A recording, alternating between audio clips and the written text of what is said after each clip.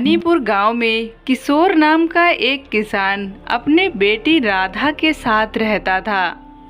राधा के मां की मृत्यु उसके बचपन में ही हो गई थी। राधा को पालने के लिए किशोर ने दूसरी शादी नहीं की, अकेले ही राधा को पाल पोस कर बड़ा किया।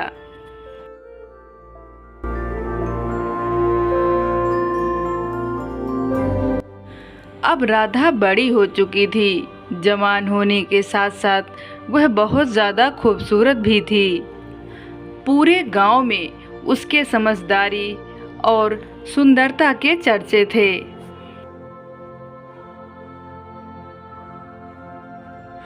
अरे राधा बिटिया, अभी तक तुम्हारा खाना नहीं बना। मुझे खेत में जाने के लिए देर हो रही है।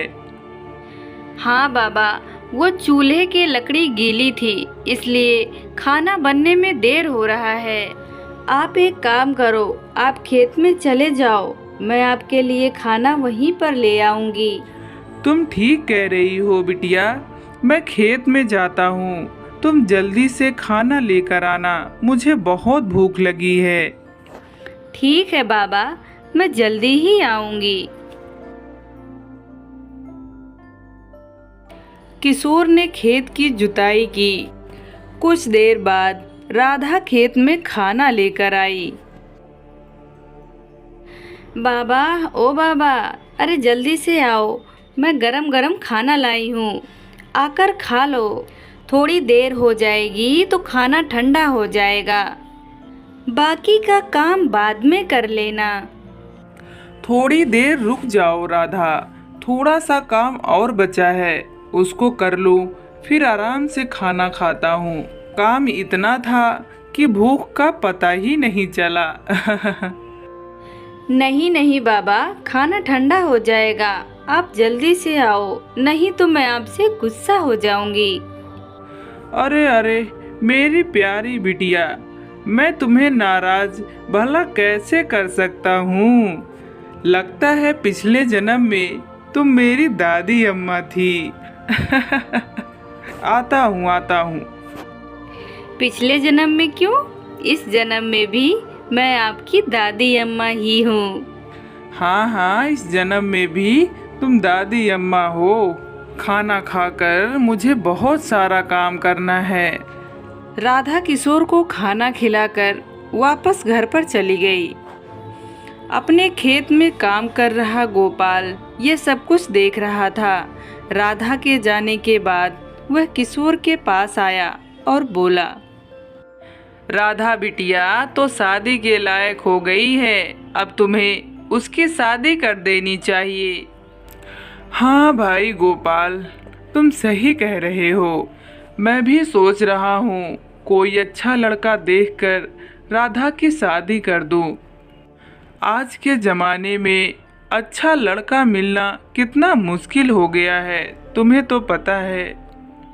अरे किशोर, राम शरण का बेटा है ना, अजय, अभी वह पढ़ाई कर रहा है।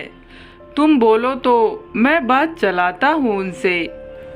नहीं गोपाल, अभी रुक जाओ, मैं पहले अपनी बेटी राधा से पूछ तो लूँ वो क्या चाहती है, फिर मैं तुम्हें बताऊँगा। मैं बिना अपने बेटी राधा से पूछे कोई काम नहीं करता, यह तो उसके जिंदगी का सवाल है। ठीक है, मुझे बता देना, अब मैं चलता हूँ।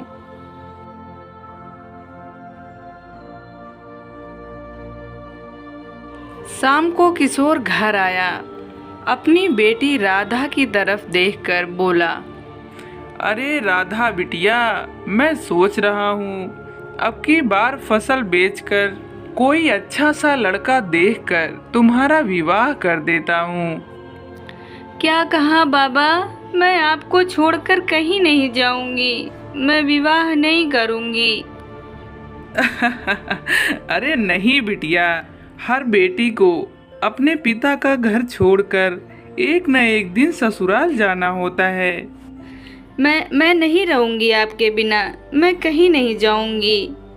अरे अरे मेरी प्यारी राधा, रो मत, अच्छा, मैं विवाह नहीं करूँगा विवाह। बस तुम रोना बंद करो, मेरी बिटिया मेरे साथ ही रहेगी।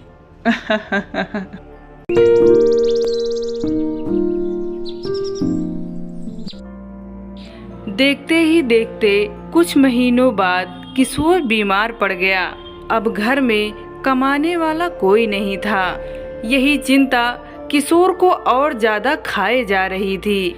यदि उसे कुछ हो गया तो उसके बेटी राधा का क्या होगा। राधा बिटिया, ओ राधा बिटिया। आ रही हूँ पिताजी। राधा बिटिया, कल रात से मुझे बहुत बुखार था, पूरा शरीर टूट रहा है। आप चिंता मत करो बाबा, मैं अभी वैद्य जी को बुलाकर ले आती हूँ। आप देखना बहुत जल्दी ही ठीक हो जाओगे। राधा दौड़कर वैद्य के पास जाती है। वैद्य जी जल्दी चलिए, मेरे पिताजी को बहुत तेज बुखार है और उनका पूरा शरीर दर्द के मारे टूट रहा है। राधा वैद्य को लेकर घर पर आई। वैद्य जी ने किशोर को दवाई पिलाई। थोड़ी ही देर बाद किशोर ने राधा से बोला, राधा बिटिया, मैं पहले से ठीक हूँ, पर मुझे लगता है अब मैं ज्यादा दिन तक जीवित नहीं रहूँगा। आप ऐसा क्यों कह रहे हैं बाबा? मैं वैद्य जी को बुलाकर ले आई हूँ। उन्होंने आपको दवाई पिलाई है। अब आप जल्द ही ठीक हो जाएंगे। थोड़ी देर बाद किशोर अपने हाथ पैर हिलाने की कोशिश करता है, पर वह अपने हाथ पैर हिला नहीं पाता। राधा भावुकता से वैद्य जी की तरफ देखने लगती है। वैद्य जी राधा को घर के बाहर बुलाकर उससे कहते हैं, राधा बिटिया, मैं तुम्हें इसलिए यहाँ पर लाया हूँ ताकि मैं तुम्हारे बाबा के सामने यह बात नहीं कर सकता। अब तुम्हारे बाबा अपने हाथ पैर तब तक नहीं हिला सकते जब तक तुम उनको शहर ले जाकर उनका इलाज नहीं करवा देती, और इस इलाज में बहुत सारा पैसा भी लगेगा, तभी तुम्हारे बाबा ठीक हो पाएंगे। यदि उनका इलाज जल्द से जल्द नहीं करवाया तो वह कभी अपने पैरों पे खड़े नहीं हो पाएंगे। मुझसे जितना हो सकता था मैंने कर दिया है, अब मैं चलता हूँ।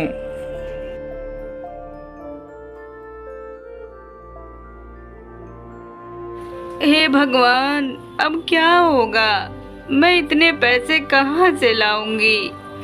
राधा को चिंता में डूबा हुआ देखकर किशोर बोला, मेरी प्यारी बिटिया, किस सोच में डूबी हो? क्या हुआ? अब मैं देखो ठीक हूँ। मैंने तो सोचा था मैं किसी तरह तुम्हारी शादी करवा दूँ। यदि मैं नहीं रहूँगा तो तुम्हें कौन देखेगा? मेरा क्या है, मेरा जीवन तो लगभग पूरा ही हो गया है। भगवान जब चाहे मुझे बुला ले। नहीं नहीं बाबा, ऐसे मत कहो। आपको अभी बहुत जीना है। वैद्य जी ने कहा है आपको शहर में ले जाकर आपका इलाज करवाएंगे तो आप बहुत जल्द ही ठीक हो जाओगे और फिर पहले की तरह चलने फिरने लग जाओगे। हाँ बिटिया, परंतु इतने पैसे कहाँ से आएंगे? अभी तो हमारी फसल भी तैयार नहीं है। आप चिंता क्यों करते हो बाबा? भगवान सब देख रहा है। कहीं ना कहीं से पैसों का इंतजाम हो ही जाएगा।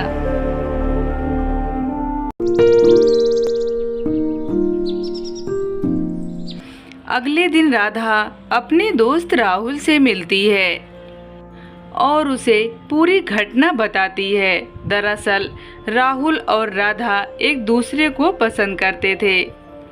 तुम चिंता मत करो राधा, किसी न किसी तरह से हमें पैसों का इंतजाम करना ही होगा। तुम्हारे बाबा जल्द ही ठीक हो जाएंगे। और ऐसे ही कुछ दिन बीत जाते हैं।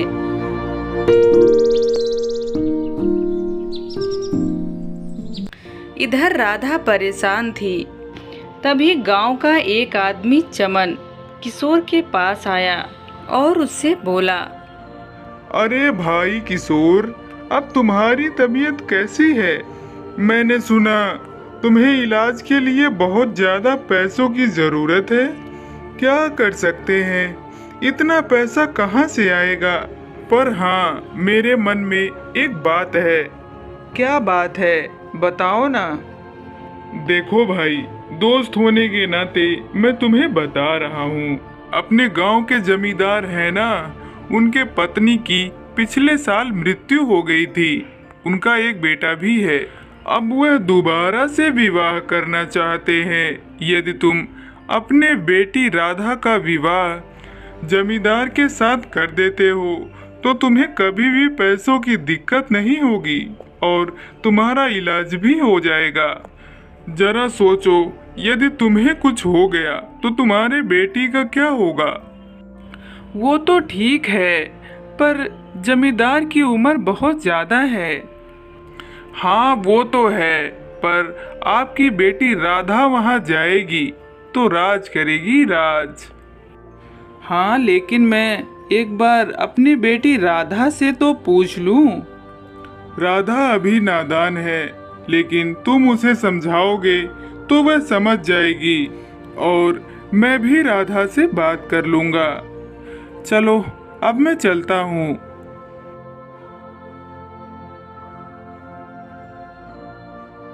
चमन घर से बाहर निकला ही था कि उसे बाहर राधा मिल गई। उसने राधा को जमींदार के बारे में बताया। देखो राधा, जमींदार ने कलावा भेजा है कि तुम्हारे बाबा के इलाज में जो भी पैसा लगेगा वो लगाएगा और तुम्हारे बाबा को हमेशा के लिए अपने पास रखेगा। बिटिया, अपने लिए ना सही तो अपने बाबा के लिए सोचना। वैसे तुम्हारे बाबा ने इस रिश्ते के लिए हाँ कर दी है। राधा यह सब बात सुनकर बहुत ज्यादा चिंता में आ गई।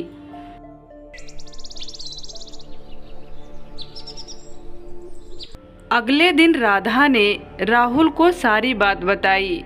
राधा की बात सुनकर राहुल बोला, नहीं राधा, मैं तुम्हारी शादी उस बूढ़े जमींदार से नहीं होने दूंगा। तुम्हें मैं पसंद करता हूँ और तुमसे शादी भी मैं ही करूँगा। वो सब तो ठीक है, पर मेरे पास इतने पैसे भी नहीं हैं कि मैं उनका इलाज करवा सकूं। और अगर सही समय पर मेरे पिताजी का इलाज नहीं हुआ तो उनके जान को भी खतरा हो सकता है और मैं ये सब नहीं देख सकती।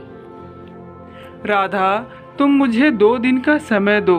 मैं तुम्हारे बाबा के इलाज में जितने भी पैसे लगेंगे मैं वो सारे पैसे लगाऊंगा। तुम मुझ पर भरोसा कर सकती हो। चलो, अब मुझे जाना होगा, मेरे पास ज़्यादा समय नहीं है।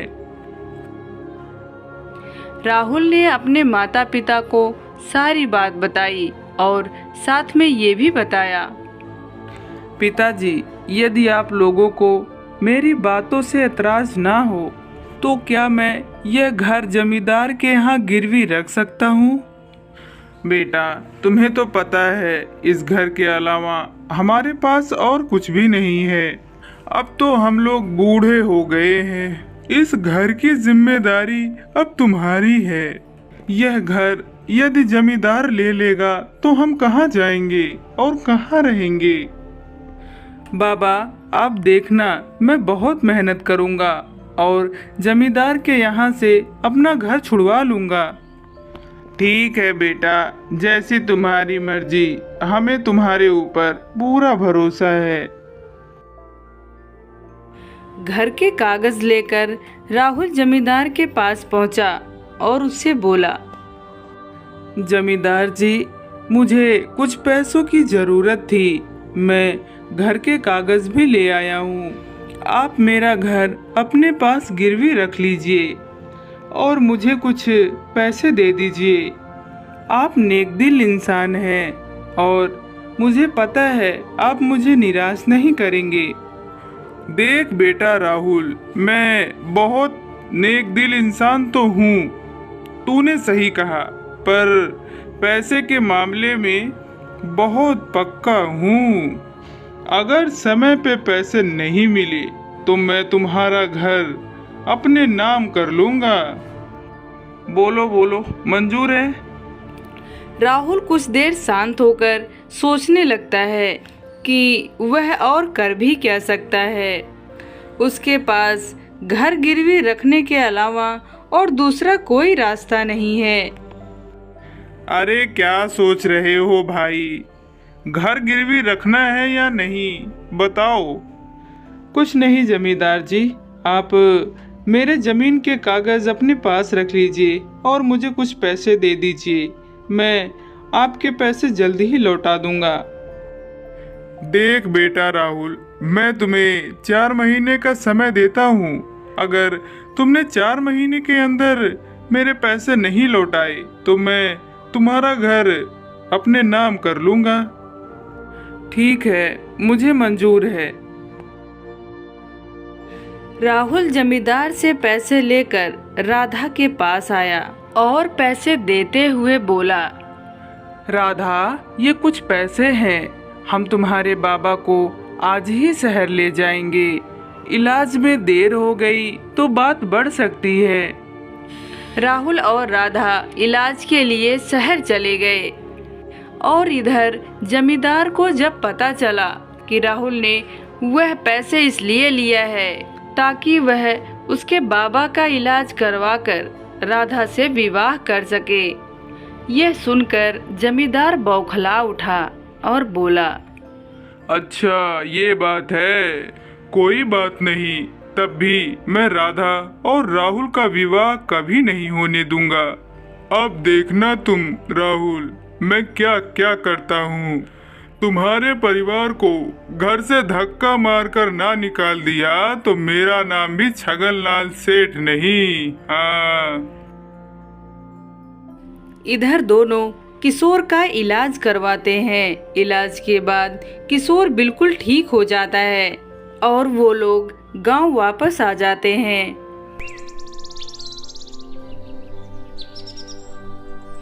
किशोर राहुल की तरफ भावुकता से देखकर बोला, बेटा, मेरी बिटिया राधा बता रही थी कि तुमने मेरे इलाज के लिए अपना घर गिरवी रख दिया है। आज के ज़माने में ईमानदार और भला इंसान मिलना बहुत मुश्किल है। मेरी बिटिया राधा बोल रही थी कि वह तुम्हें पसंद करती है। क्या तुम मेरे बिटिया राधा से विवाह करोगे? हाँ बाबा, मुझे भी राधा बहुत पसंद है। मेरे खेत में फसल तैयार हो गई है। मैंने सोचा था मैं वह फसल बेचकर अपने बिटिया राधा का विवाह करूंगा, पर कोई बात नहीं। तुम एक काम करो, वह फसल बेचकर जमींदार से अपना घर छुड़वा लो, फिर मैं तुम्हारा और अपने राधा बिटिया का विवाह करवा दूंगा। ठीक है बाबा, मैं कल ही जाकर सारे फसल उचित दामों पर बेच दूंगा और जमींदार के पैसे उसको वापस कर दूंगा।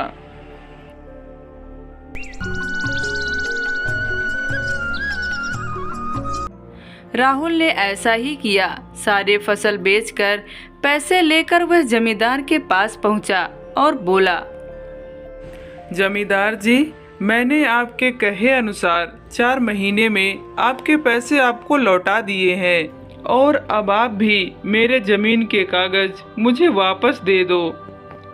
मुझे पता है तुमने ये सब इसलिए किया है ताकि मेरी गंगा से शादी ना हो पाए, है ना? चुपचाप यहाँ से चले जाओ। अब ना ही तुम्हें तुम्हारे पैसे मिलेंगे और ना ही जमीन के कागज, समझ गए? निकल जाओ मेरे घर से। जमींदार जी, आप मेरे साथ ऐसा नहीं कर सकते। मैं चुप नहीं बैठूंगा। अरे जाओ जाओ, बड़े आए, तुम जैसे मैंने बहुत देखे, निकल जाओ। राहुल वहां से चला गया। जमींदार अपने घर के नौकर को बुलाकर कहा, सुनो, आधी रात में राहुल के घर को आग लगा दो। अब ना रहेगा बास और ना बजेगी बांसुरी। जमींदार के आदमियों ने राहुल के घर में आधी रात को आग लगा दी। जमींदार के आदमियों को ऐसा करते हुए गांव वालों ने देख लिया। गांव वालों को जमींदार पर बहुत गुस्सा आया। जमींदार ने तो अब हद ही कर दी है। आज राहुल के घर को जलाया है, कल किसी और के घर को जलाएगा। अपने आप को समझता क्या है, पैसे वाला है तो कुछ भी करेगा। हमें मिलकर उसे सबक सिखाना ही पड़ेगा। हाँ भाई, तुम सही कह रहे हो। चलो भाइयों, हम मसाल लेकर जमींदार के घर पर चलते हैं और उसके घर को भी आग लगा देंगे ताकि यह रोज रोज का किस्सा ही खत्म हो जाए।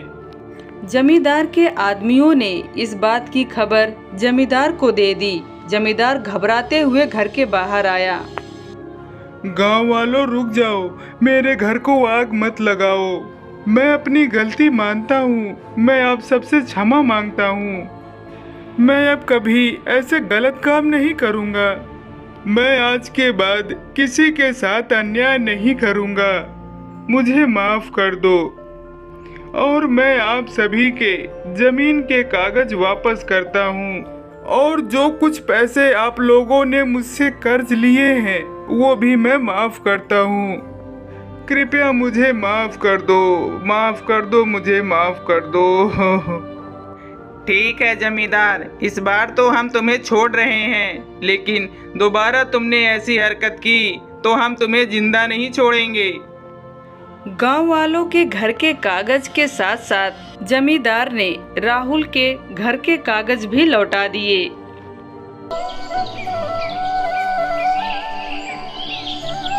अब सभी गांव वाले बहुत खुश थे।